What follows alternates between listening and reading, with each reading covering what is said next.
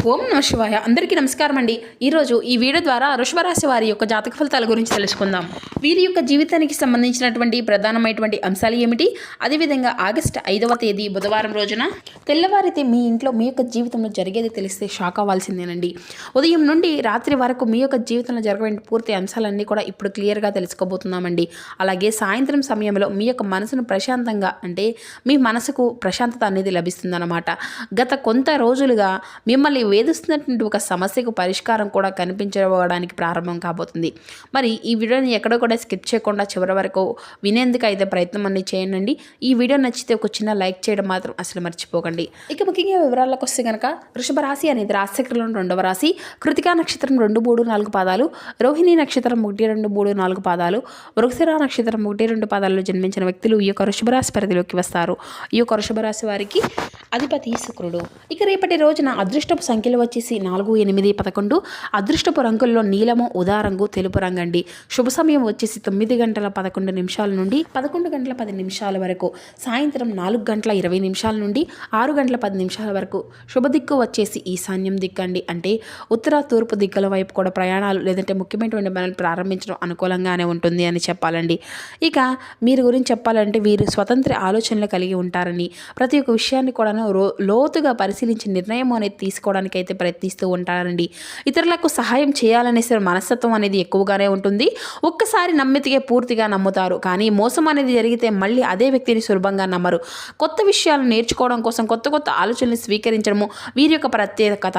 ఆరోగ్యపరంగా చూసుకుంటేనండి ఈరోజు శారీరకంగా పెద్దగా ఇబ్బందులు అనేవి కనిపించకపోయినా మానసికంగా ఒత్తిడి అనేది తగ్గించుకోవడం చాలా అవసరం అండి. తగినంత నీరు అనేది తాగడం, సమయానికి భోజనం అనేది చేయడం, రాత్రి ఆలస్యంగా నిద్రపోవడం, విశ్రాంతి తీసుకోవడం కూడా మంచిదని చెప్పాలి. ఇక చిన్న చిన్న అలసట అనేది లేదా తలనొప్పి ఇటువంటివి అన్ని చిన్న చిన్న సమస్యలు, వీటి వల్ల నిర్లక్ష్యం అనేది అసలు చేయకండి. ప్రయాణ విషయంలో రేపటి రోజున ప్రయాణాలు అనుకూలంగానే ఉన్నప్పటికీ కూడాను తొందరపాటు నిర్ణయాలని అసలు తీసుకోవద్దండి.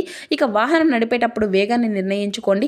అవసరమైనటువంటి పత్రాలు, మొబైల్, డబ్బు ఇటువంటి వాటిని ముందుగానే తగిన విధంగా చూసుకోవాల్సి ఉంటుందన్నమాట. రాత్రి వేళలో అనవసరమైనటువంటి ప్రయాణాలకు వీలైనంత వరకు దూరంగా ఉండడం అయితే చాలా మంచిదండి.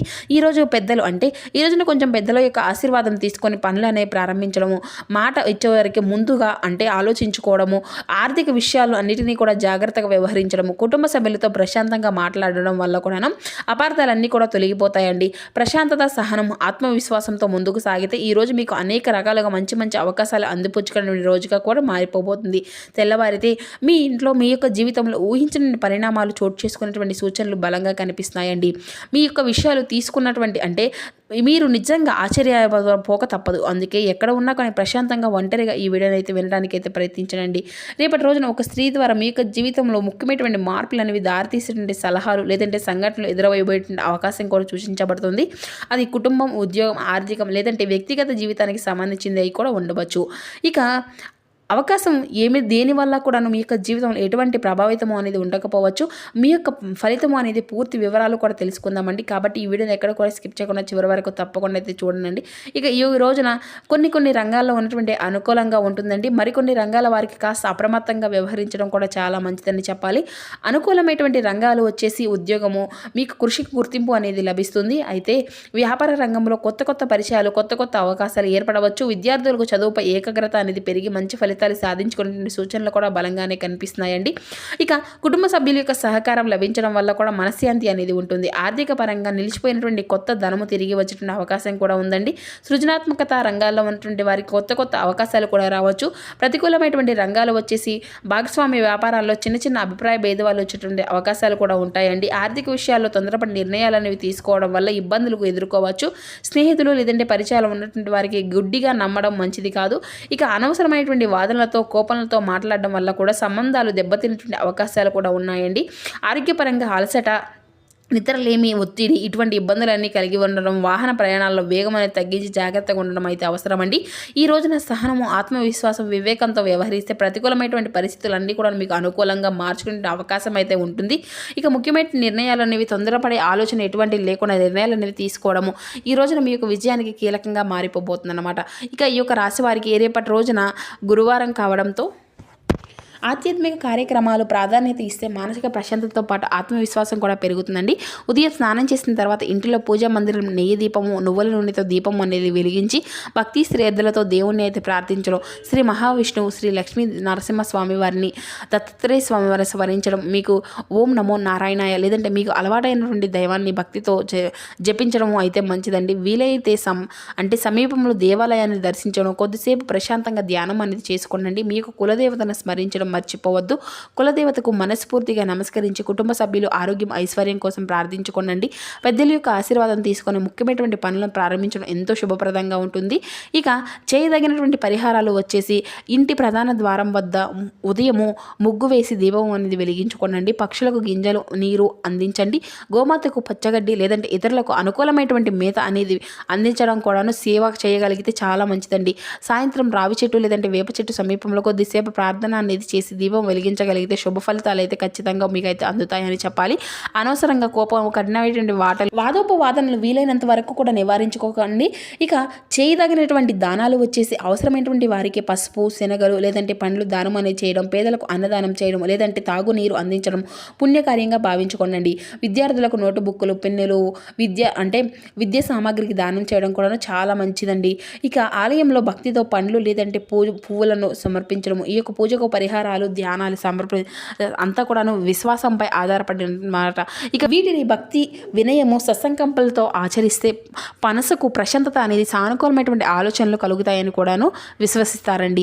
ఇక అలాగే ఈ మధ్యకాలంలో మీపై నరదృష్టి ప్రభావం అనేది ఉంటుంది అనేసి పెద్దలు భావించేటువంటి పరిస్థితులు కూడా కనిపిస్తున్నాయండి. అందుకే కొన్ని విషయాల్లో చాలా జాగ్రత్తగా ఉండాలండి. ఎక్కడ ఉన్నా కానీ ఈ యొక్క విషయాలను చివరి వరకు వినడానికి అయితే ప్రయత్నించండి. ఈ యొక్క విషయం అనేది ఈ యొక్క రాశి వారికి ఈ మధ్య కాలంలో ఒక ప్రత్యేకంగా గుర్తుంచుకోవాల్సిన అవసరం అనేది ఉందండి. మీ యొక్క ఎదుగుదలను చూసి సంతోషించేటువంటి వారు ఎంతోమంది ఉంటారు. అదేవిధంగా మీ యొక్క అభివృద్ధిని చూసి అసూయపడేటువంటి వారు కూడా కొంతమంది అయితే ఉన్నారండి. వారి వల్ల మీ యొక్క జీవితంలో ప్రతి ఒక్క చిరునవ్వు నిజమైనటువంటి అభిమానంగా కాకపోవచ్చు. ప్రతి ఒక్క పొగడ్త మీ వెనక ఉండేటువంటి ఒక చెడు ఉద్దేశంగా కూడా ఉంటుంది అని కూడా అనుకోవద్దండి.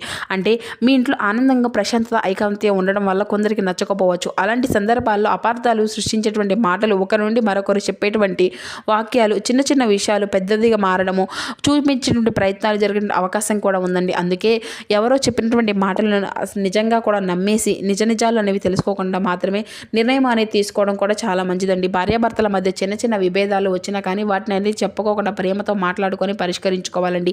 కుటుంబ సభ్యుల మధ్య ఉన్నటువంటి సహనం కూడాను చాలా ముఖ్యము. కోపంతో మాట్లాడిన ఒక్క మాట ఎన్నో సంవత్సరాలుగా అనుబంధాన్ని దెబ్బతీయగలదు. అందుకే ఈ కాలంలో ఈ యొక్క మాటల్లో మృదుత్వం, మీ యొక్క నిర్ణయాల్లో వివేకం అనేది ఉండాలి. మీ యొక్క వ్యక్తిగత విషయాలు, ఆర్థిక పరిస్థితి, భవిష్యత్తు యొక్క ప్రణాళికలు, కుటుంబం యొక్క రహస్యాలను అందరితో కూడా పంచుకోవడం మంచిది కాదనమాట. కొన్నిసార్లు మన యొక్క బలహీనతలను తెలుసుకున్న వారే మన పైన ఉపయోగించడానికి ప్రయత్నించిన అవకాశాలు కూడా ఉంటాయి. అందుకే అవసరమైనటువంటి వారికి మాత్రమే అవసరమైనటువంటి విషయాలు చెప్పడం అలవాటు అనేది చేసుకోనండి. అలాగే మీ ఇంటికి వచ్చిన ప్రతి ఒక్కరి ముందు కూడాను మీ యొక్క విజయాలకు అతిథిగా ప్రదర్శించడం అనేది కూడా నివారించుకోనండి. కొంతమంది ఏదైనా అంటే కొంచెం మనం ఏదైనా కానీ సాధించామనుకోండి, ఇప్పుడు మన యొక్క ఫ్యామిలీలోనో లేదంటే మేము ఇల్లు కట్టుకున్నాము, లేదంటే మా యొక్క పిల్లలు మంచిగా సెటిల్ అయ్యారు, కానీ లేదంటే మా యొక్క అప్పులన్నీ కూడా తీరిపోయాయి, మేము చాలా సంతోషంగా ఉన్నాము, లేదంటే మా యొక్క భార్య అంతా కూడా కొనిచ్చింది, ఈ విధంగా తెచ్చారు అనేసి మనం ఎవరైనా కానీ గొప్పలని చెప్పుకుంటూ ఉంటాం కదండి. అలా అతిగా ప్రదర్శించడం కూడా వీరైతే నివారించుకోవాలన్నమాట. ఇక వినయం ఎప్పుడు కూడా మనిషికి గొప్ప అలంకారం అండి. వినయంతో ఉంటే వారికి దైవానుగ్రహం కూడా పూర్తిగా లభిస్తుంది. పెద్దలు ఎప్పుడు కూడా చెప్తూ ఉంటారు కదా, నరదిష్టి తొలగిపోవాలని పెద్దలు చెప్పినటువంటి కొన్ని సంప్రదాయాలు, పరిహారాలు ఏంటంటే ప్రతిరోజు ఉదయం సాయంత్రము ఇంట్లో పూజ మందిరంలో నెయ్యి దీపము లేదంటే నువ్వుల దీపము అనేది భక్తితో ప్రార్థించడండి. ఇంటి ప్రధాన ద్వారం శుభ్రంగా ఉంచుకొని ముగ్గు వేయడం శుభప్రదంగా భావించుకోవచ్చు అన్నమాట. ఇక వారానికి ఒక్కసారి అయినా సరే గోమాతకు పచ్చగడ్డి లేదంటే ఇతర అనుకూలమైనటువంటి మేత అనేది సమర్పించడం, నమస్కరించుకోవడం చాలా శుభప్రదం అండి. ఇంట్లో ప్రశాంతత వాతావరణం కోసం దైవనామస్మరణ అంతా కూడా పవిత్రమైనటువంటి గంధాల పారాయణం చేయడం కూడా మంచిదండి. పేదలకు అన్నదానం చేయడం, పక్షులకు గింజలు వేయడం, దహంతో ఉన్నటువంటి వారికి సత్కార్యాలు చేయడం, ఇంట్లో కోపము, అసూయ, కఠినమైనటువంటి మాటలు తగ్గించి ప్రేమతో మాట్లాడిన ప్రయత్నం అయితే చేయండి. ఇక రేపటి రోజున ఖచ్చితంగా పూజా విధానం వచ్చేసి ఉదయం స్నానం చేసిన తర్వాత పసుపు లేదంటే పసుపు రంగు వస్త్రం ధరించి పూజా మందిరంలో దీపం అనేది వెలిగించండి. శ్రీ మహావిష్ణువు లక్ష్మీనారాయణ స్వామివారికి దత్తాత్రేయ స్వామివారికి మీ యొక్క ఇష్టమైనటువంటి దైవాన్ని భక్తితో ప్రార్థించండి. ఓం నమో నారాయణాయ లేదంటే ఓం శ్రీ మాత్రే నమః అనేటువంటి మంత్రాలను కూడా జపిస్తూ ఉండండి. ఇక అరటి పండ్లు లేదంటే అన్నదానం చేయడము ఎంతో శుభప్రదంగా భావించండి. అలాగే మీకు మీ యొక్క కులదేవత నామస్మరణ మాత్రం అసలు మర్చిపోకండి. క్షేమం ఆరోగ్యం కోసం ప్రార్థిస్తూ ఉండండి.